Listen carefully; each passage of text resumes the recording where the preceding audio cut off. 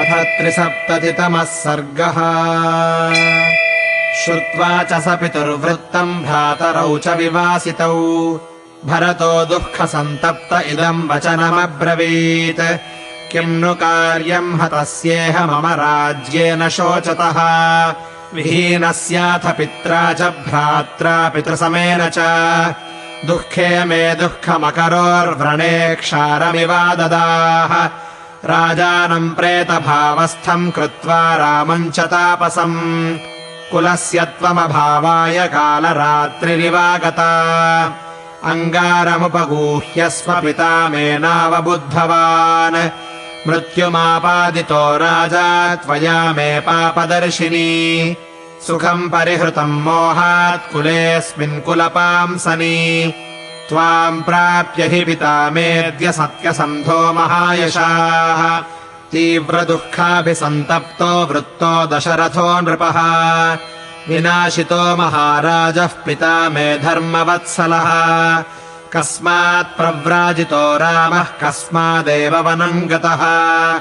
कौसल्या च सुमित्रा च पुत्रशोकाभिपीडिते दुष्करम् यदि जीवेताम् प्राप्य त्वाम् जननीम् मम।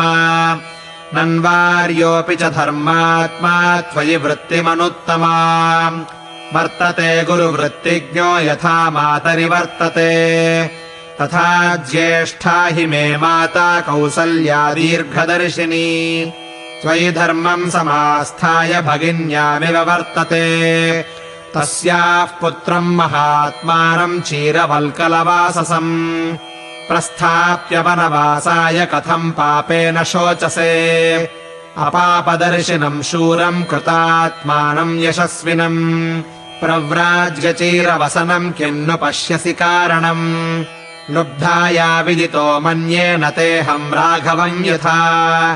तथा ह्यनर्थो राज्यार्थम् त्वया नीतो महानयम्।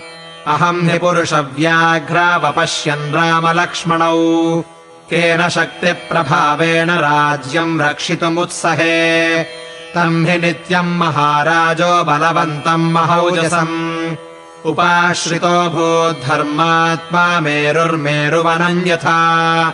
सोऽहम् कथमिमम् भारम् महाधुर्यसमुद्यतम् दम्योधुरमिवासाद्य सहेयम् केन चौजसा। अथवा मे भवेच्छक्तिर्योगैर्बुद्धिबलेन वा सकामान्न करिष्यामि त्वामहम् पुत्रगर्धिनी।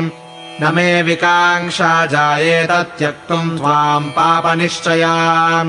यदि रामस्य नावेक्षा त्वयि स्यान्मातृवत्सदा उत्पन्ना तु कथम् बुद्धिस्तवेयम् पापदर्शिनी। साधुचारित्रविभ्रष्टे पूर्वेषान्नो विगर्हिता अस्मिन् कुले हि सर्वेषाम् ज्येष्ठो राज्येऽभिषिच्यते। अपरे भ्रातरस्तस्मिन् प्रवर्तन्ते समाहिताः न हि मन्ये नृशंसे त्वम् राजधर्ममवेक्षसे। गतिम् वा न विजानासि राजवृत्तस्य शाश्वतीम् सततम् राजपुत्रेषु ज्येष्ठो राजाभिषिच्यते। राज्ञामेतत्समम् तत्स्यादिक्ष्वाकूणाम् विशेषतः तेषाम् धर्मैकरक्षाणाम् कुलचारित्रशोभिनाम्। अद्य चारित्रशौटीर्यम् त्वाम् प्राप्य विनिवर्तितम् तवापि सुमहाभागे जनेन्द्रकुलपूर्वके। बुद्धिमोहः कथमयम् सम्भूतस्त्वयि गर्हितः न तु कामम् करिष्यामि तवाहम् पापनिश्चये।